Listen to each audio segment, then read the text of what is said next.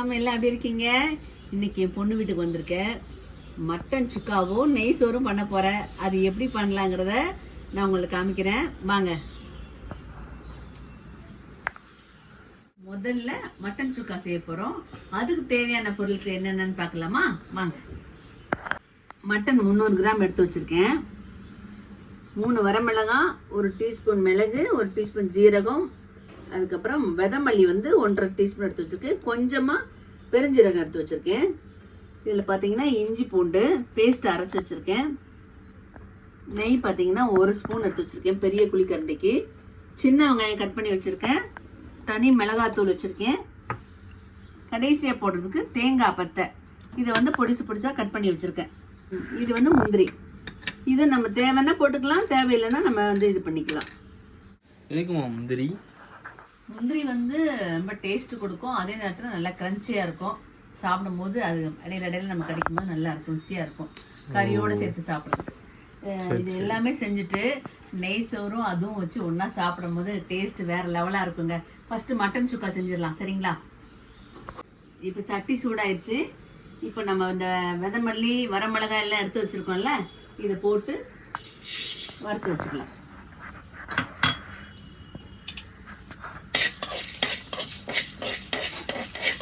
எண்ணெய் ஊற்ற வேண்டாங்க, வெறுமனே அப்படியே வெறும் சட்டியில் வறுத்தாலும் போதும்.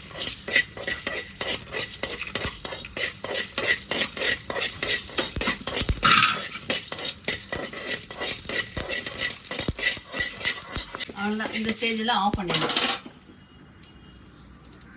இப்போ இதை நல்லா வறுத்து எடுத்தாச்சு. இது கொஞ்சம் ஆற விட்டு பொடி பண்ணி வச்சுக்கிடுவோம். சோம்பு, வெதமல்லி, அப்புறம் சின்ன ஜீரகம், மிளகு எல்லாமே வறுத்து பொடி பண்ணி எடுத்து வச்சாச்சு. இப்போ நம்ம செய்ய வேண்டிய வேலை என்னென்னா, அடுப்பத்தை வச்சுட்டு நம்ம மட்டன் தூக்கி அதில் போடணும், அவ்வளோதான். அடுப்பத்தை வச்சிடலாம்.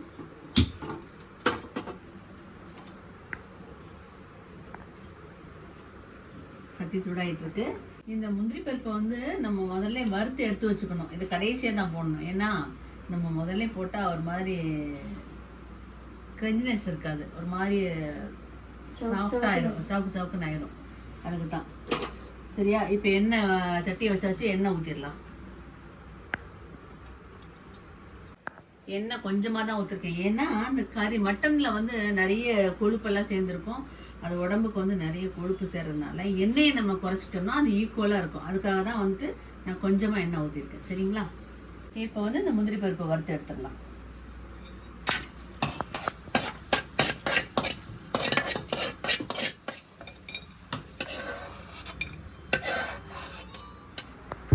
நல்லா வறுத்தாச்சு. இதை போட்டோன்னா அந்த கறியோடு சேர்த்து சாப்பிடும் போது ரொம்ப டேஸ்ட்டாக இருக்குங்க. சாப்பிட்டு பாருங்கள். இதில் எண்ணெய் நான் கொஞ்சமாக ஊற்றிருக்கேன் பார்த்தீங்களா? அதோடு சேர்த்து 1 டீஸ்பூன் நம்ம நெய் எடுத்துக்கலாம். ஏன்னா நெய் எடுத்தால் நம்ம கொஞ்சம் காரம் இருந்தாலும் வயிற்றில் எந்த உப்புசமும் வராது. இந்த நெய் வயிற்று குடலுக்கு ரொம்ப நல்லது. அதுக்காக இல்லாமல் மணமாகவும் இருக்கும், சரிங்களா? கொஞ்சமாக நெய் ஊற்றிடலாம்.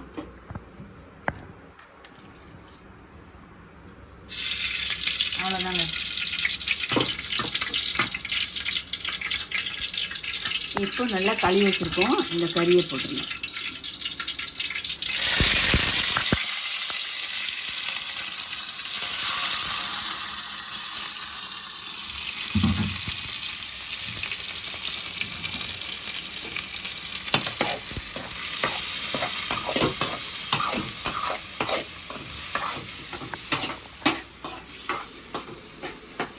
நல்லா சுரண்ட அந்த ரெட் கலராக இருக்குது பார்த்தீங்களா? அந்த கறியோட கலர்லாம் மாறி இப்படி ஒயிட் கலராக வரணும். அந்த நேரத்தில் கொஞ்சமாக நம்ம மஞ்சள் தூள் போட்டுக்கலாம்.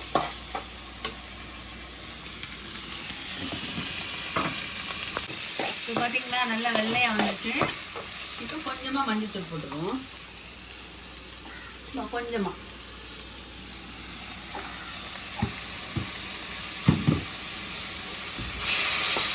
மஞ்சத்தூள் சேர்க்க நம்ம உடம்புக்கு ரொம்ப நல்லதுங்க. அதே நேரத்தில் ரொம்ப மஞ்சளும் சேர்க்கக்கூடாது. மஞ்சள் தூள் இருக்கணும். அந்த கறியில் போட்டோம்னா அந்த பச்சை வாடெல்லாம் வராது. கறியோட மனம் நல்லா இருக்கும். எல்லா பக்கமும் பார்த்தீங்கன்னா எண்ணெயை ஊற்றிட்டு பட்டை, கிராம்பு இந்த மாதிரி போட்டு தான் சுக்கா வறுவல்லாம் பண்ணுவாங்க. எனக்கு அந்த கறியோட மனம் இருக்கணும். அப்போ தான் சாப்பிட்றதுக்கு ஒரு ஆட்டுக்கறி சாப்பிட்டோம் அப்படிங்கிற ஒரு ஃபீல் இருக்கும். அதுக்காக தான் இந்த மாதிரி பண்ணிட்டு இருக்கேன். இது எங்கள் அம்மா எங்கள் மாமியார் எல்லாமே இந்த மாதிரி பக்குவத்தில் தான் செய்வாங்க. இன்னைக்கு நான் செய்கிறேன். எப்படி இருக்குன்னு சமைச்சு சாப்பிட்டுட்டு சொல்கிறேன். இப்போ மூடி வச்சிடலாம். ஒரு 10 நிமிஷம் அப்படியே இருந்துச்சுன்னா அந்த கறியில் உள்ள தண்ணியே வெளியே வந்துடும். அந்த தண்ணியே போதுமானது. நம்ம அதுக்கப்புறம் என்னென்ன தேவையோ அதெல்லாம் சேர்த்துட்டு தேவையான அளவு தண்ணியை ஊற்றிக்கலாம். சரிங்களா? கொஞ்ச நேரம் வேகட்டும். வெந்ததுக்கப்புறம் தண்ணி விட்டு வந்துடும். விட்டதுக்கப்புறம் நம்ம மசாலா எல்லாம் சேர்த்துடலாம். இப்போ ஓப்பன் பண்ணி பார்த்துடலாம். பார்த்தீங்களா அந்த ஆட்டுக்கறியில் தண்ணி எவ்வளோ இருக்குன்னு? சூப்பராக இருக்குங்க. இந்த ஸ்டேஜில் நம்ம வந்து கொஞ்சமாக இஞ்சி பூண்டு போட்டுடலாம். இஞ்சி பூண்டு உடம்புல சேர்க்கறதுனால நம்ம ஏற்கனவே வந்து இஞ்சி பூண்டு வந்து பிள்ளைங்க இப்போ உள்ள பிள்ளைங்கள்லாம் சேர்க்கறதே இல்லை. ஏன்னா அதுக்கு இஞ்சி பூண்டுனாலே என்னன்னு தெரியல. அப்போல்லாம் நாங்கள் குழந்தை பிறந்தோடனே எங்கள் அம்மா என்ன பண்ணுவாங்கன்னா இஞ்சியும் பூண்டையும் நல்லா நச்சுட்டு அந்த சாறு எடுத்து பச்சையாக கொடுப்பாங்க. ஒரு கிளாஸ் நிறைய. அந்த கிளாஸ் நிறைய கொடுக்கும் போதே கருவெல்லம் இருக்கு இல்லையா, அந்த கருப்பட்டி கொடுப்பாங்க. அந்த கருப்பட்டி சாப்பிட்டுட்டு இஞ்சி பூண்டு பேஸ்டோடைய அந்த தண்ணியை குடிச்சோம்னா உடம்புல உள்ள கழிவு நீர் எல்லாமே வெளியேறிடுங்க. அது மாதிரி மாதவிடாய்க்கு ரொம்ப நல்லது. மாதம் வந்து ஒரு தடவை நம்ம குடிச்சோம்னா நம்ம வயிற்றில் இருக்கிற கழிவு எல்லாமே வெளியேறும். வெப்பப்பை கோளாறு எதுவுமே வராது. இஞ்சி பூண்டுக்கு அவ்வளோ வலு இருக்குது. அவ்வளோ நாமளைங்களும் சாப்பிடலாம். ரொம்ப நல்லது. அவங்க கூட ஒரு 2 வாரத்துக்கு ஒரு தடவை சாப்பிடலாம். சளி கட்டுறது அந்த மாதிரி எதுவுமே இருக்காது. இப்போ பாருங்க நல்லா வெந்துருச்சு. இந்த ஸ்டேஜில் நம்ம வெங்காயம் போட்டுடலாம். சின்ன வெங்காயம் ரொம்ப உடம்புக்கு நல்லது, குளிர்ச்சி. இதை சேர்க்க சேர்க்க முடி நல்லா வளரும், கண்ணுக்கு குளிர்ச்சி, உடம்புக்கு குளிர்ச்சி. நான்லாம் தயிர் சாதம் இருந்துச்சுன்னா போதுங்க, சின்ன வெங்காயத்தை போட்டு பசஞ்சு நல்லா சாப்பிட்ற மாதிரி எதுவுமே எனக்கு தொட்டுக்க தேவையில்லை. இதுவும் ஒரே ஒரு பச்சை மிளகாய் இருந்தால் போதும். பழைய சாதத்தை எப்பவுமே எங்கள் அம்மா எடுத்து வச்சு சொல்லுவேன், இந்த மாதிரி சாப்பிடுவேன். இப்போ போட்டுலாங்களா?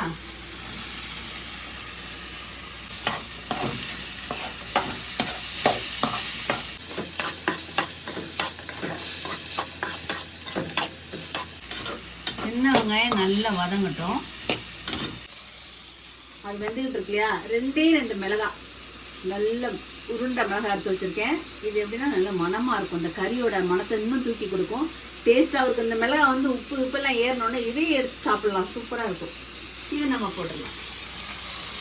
இப்போ உப்பு போட்டுடலாம்.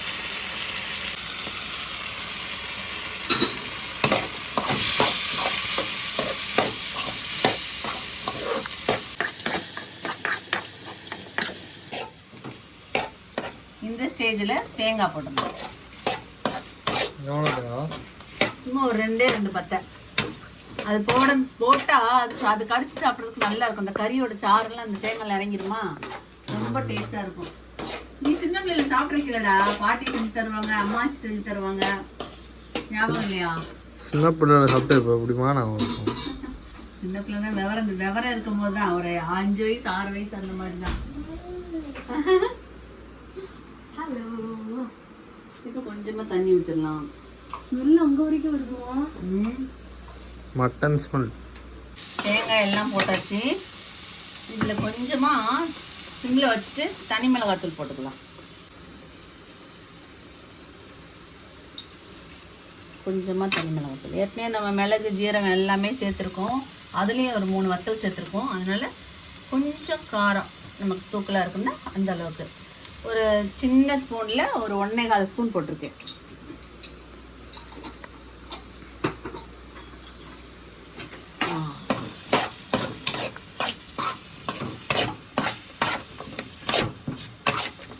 அப்படியே மணக்குது. மணக்கிறதா? மணக்குதுடா. இது கூட நம்ம இந்த இது இருக்கு பார்த்தியா, தேங்காய் பால் சூப்பு. அந்த மாதிரி சூப்பு, முருங்கீரை போட்டு அந்த சூப்பு வச்சுட்டா இந்த மாதிரி வச்சு அவங்க அப்பாவுக்கு ரொம்ப பிடிக்கும். இப்போ இந்த ஸ்டேஜில் நம்ம தண்ணி ஊற்றிடலாம். கொஞ்சமாக ஊற்றினா போதும். இப்போ நம்ம தண்ணியை ஊற்றிட்டு மூடி வச்சிடறோம். கௌசிமா, இன்னுமா உனக்கு சிக்கன் பிடிக்குமா மட்டன் பிடிக்குமா? சிக்கன் பைத்தியங்க. மட்டன் பக்கத்தில் கொண்டு போனாலே ஓடி போயிடுவா. கோயிலெல்லாம் நாங்கள் குலதெய்வ கோயிலெல்லாம் ஆடு 3 ஆடு 2 ஆடு நாங்கள் நேர்த்தி கட்டணும் வச்சு வெட்டுவோம். அப்பெல்லாம் சாப்பிட மாட்டா. என் பசங்க எல்லாமே நல்லா சாப்பிடுவாங்க. இவளுக்கு ஆட்டுக்கறி ஆடு எனக்கெல்லாம் மட்டன் பிடிக்கும்பா. உனக்கு பிடிக்கும்டா, அக்காவுக்கு பிடிக்காது. யாரோ வந்துட்டாங்க, யாருன்னு பார்த்துப்பா. இப்போ நல்லா தண்ணி வற்றி வந்துருச்சு, கறியும் வெந்துருச்சு. இந்த ஸ்டேஜில் நம்ம அந்த பொடியை போட்டுடலாம்.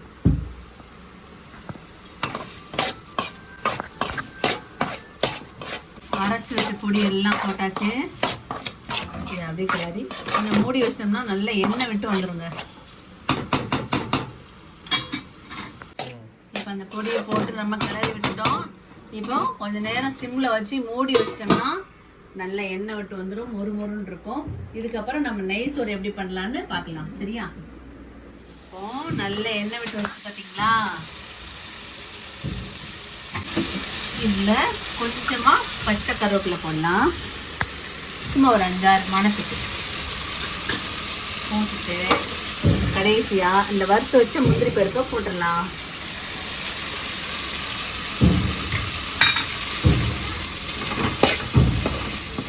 அவ்வளோதாங்க, முடிஞ்சிச்சு. மட்டன் சுக்கா முடிஞ்சிச்சு. இப்போ இதை ஒரு ஓரமாக எடுத்து வச்சுருவோம். அடுத்தது இப்போ வந்துட்டு நம்ம நெய் சாதம் பண்ண போகிறோம். நெய் சாதத்துக்கு குக்கர் ஏற்றிடலாம். இப்போ நெய் சாதத்துக்கு சட்டி ஏற்றியாச்சு. அதுக்கு தேவையான பொருட்களை பார்த்துடலாம். பார்த்தீங்களா, பிரிஞ்சி இலை 2, ஏலக்காய் 2, கிராம்பு 4, ஒரு பட்டை, அப்புறம் கருவேப்பிலை 2 பச்சை மிளகாய், இஞ்சி பூண்டு பேஸ்ட்டு, நெய் வந்து ஒரு குழிக்கரண்டி, பல்லாரி வெங்காயம் வந்து நல்லா பொடிசாக கட் பண்ணி வச்சுருக்கேன், புதினா இலை. இதுக்கப்புறம் ஒரு முக்கியமானது என்னன்னா தேங்காய் பால் நம்ம அதில் ஊற்றணும். என் பொண்ணு அரைச்சிக்கிட்டு இருக்காங்க. அரைச்சிட்டிங்களா? அவங்க அரைச்சி எடுக்கட்டும் தேங்காய் பால். நம்ம வந்து இப்போ சட்டி ஏற்றியாச்சு, எண்ணெய் ஊற்றிடலாம்.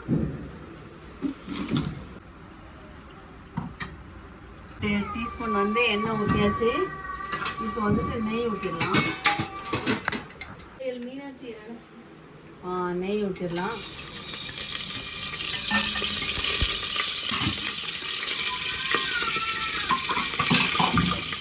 இப்போ இந்த ஏலக்காய், பட்டை, கிராம்பு எல்லாம் போட்டுடலாம்.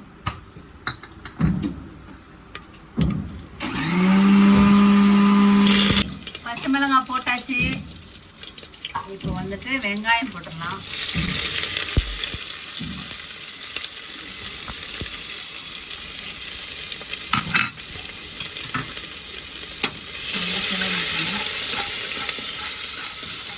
ரொம்ப மொறுன்னு வரக்கூடாது, கொஞ்சம் ஒன்றா இருக்கட்டும்.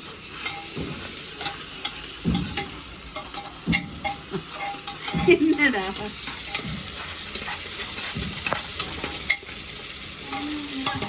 பொன்னிறமாக வணங்கினா போதும். இப்போ வந்து இஞ்சி பூண்டு பேஸ்ட் போட்டுடலாம்.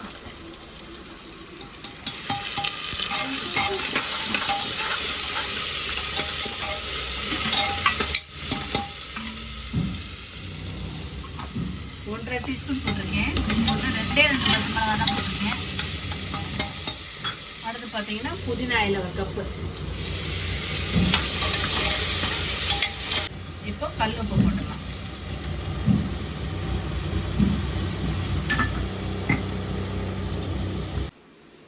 பாஸ்மதி அரிசி இந்த கிளாஸுக்கு நிறைய 1 கிளாஸ் எடுத்திருக்கேன். இதுக்கு 1.5 கிளாஸ் தண்ணி வச்சா போதும். ஒரு 20 நிமிஷம் நம்ம ஊற வச்சுருக்கோம். ரொம்ப ஊறினாலும் அரிசியெல்லாம் உடஞ்சிரும். நான் பாஸ்மதியே இல்லைன்னா கூட வீட்டில் இருக்க அரிசி வச்சு நான் பிரியாணி கூட ஆக்கிறேன், உங்களுக்கு தெரியும். இப்போ நம்ம பாஸ்மதி அரிசி வச்சு நெய் சாதம் பண்ணுறோம். சரிங்களா? இப்போ அரிசியை போட்டுடலாம்.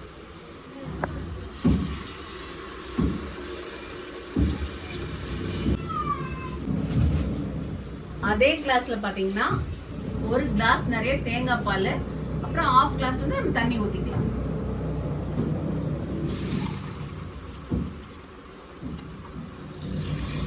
எனக்கு 1.5 கிளாஸ் தேங்காய் பாலே கிடைச்சிருச்சு.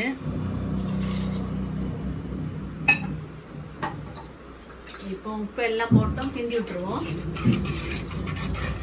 சூப்பரா மணக்க நெய் சாதங்க. தேங்காய் பால் ஊத்தாமே செய்யலாம். தேங்காய் பால் ஊத்துனா இன்னும் பெஸ்டா டேஸ்டியா இருக்கும்.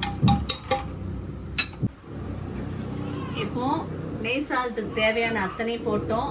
இப்போ நம்ம மூடிட்டு 2 விசில் தான் மக்களே. அப்போ நம்ம திறந்து விட்டுறலாம்.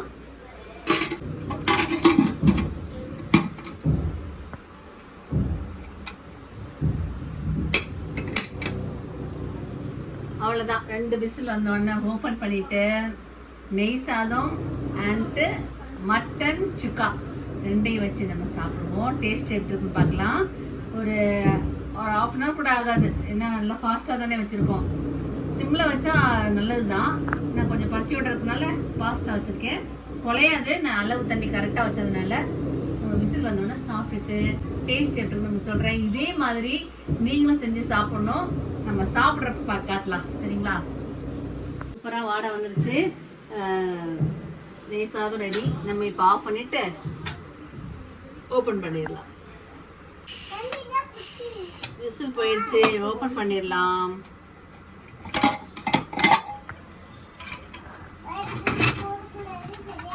சூப்பரா மணக்க மணக்க நெய் சாதம் நல்லா வந்துருச்சு மக்களே.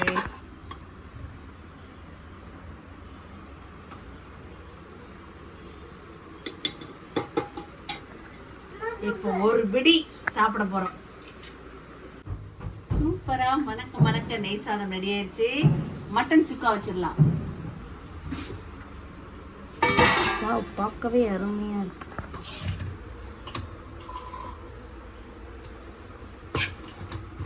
இந்த பிரவுன் கலர் தான் இதுக்கு ஹைலைட். என்னம்மா? ஆமா, அந்த வறுத்து போடுறோம் பார்த்தீங்களா மசாலா, அந்த மசாலா தான் இந்த மாதிரி ப்ரௌன் சைடு நம்ம கொண்டு வரோம். இப்போ நம்ம சாப்பிட போறோம். சாப்பிட்டு டேஸ்ட் எப்படி இருக்குன்னு சொல்றேன் வாங்க. ஃபர்ஸ்ட் அவர் கூட்டியாச்சு. இப்போ பிள்ளைங்க 2 பேத்துக்கு கூட்ட போறேன். கூட்டிட்டு தான் சாப்பிடணும். அம்மா சாப்பிட போறாங்க. சாப்பிடுங்க சாப்பிடுங்க. சின்னவருக்கு ஒரு வாய் ஊட்டிக்கிறேன். ஏடா எப்படி இருக்கு? நைஸ். அம்மா இருக்கு எல்லாமே. ஓ, இப்ப பாருங்க இந்த மிளகாவத்துல அப்படியே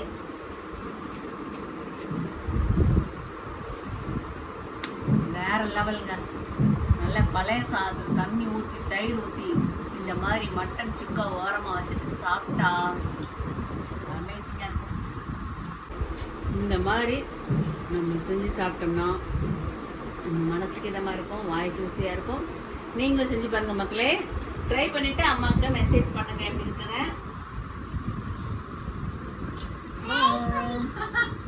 ஹாய் எவன். என்ன எனக்கு என்ட்ரி கொடுக்கல இன்னும்? சரி சொல்லிருங்க.